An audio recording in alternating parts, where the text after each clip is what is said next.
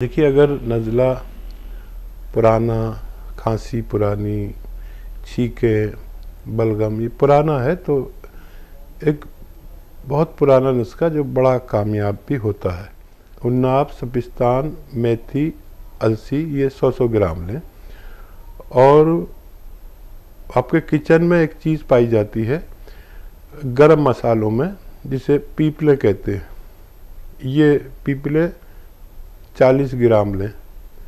इनके साथ पाउडर बना दें। जो चीज़ें आपने 100-100 ग्राम ली हैं, 4 चीज़ें, इनको पाउडर बना लें और 1 चम्मच सुबह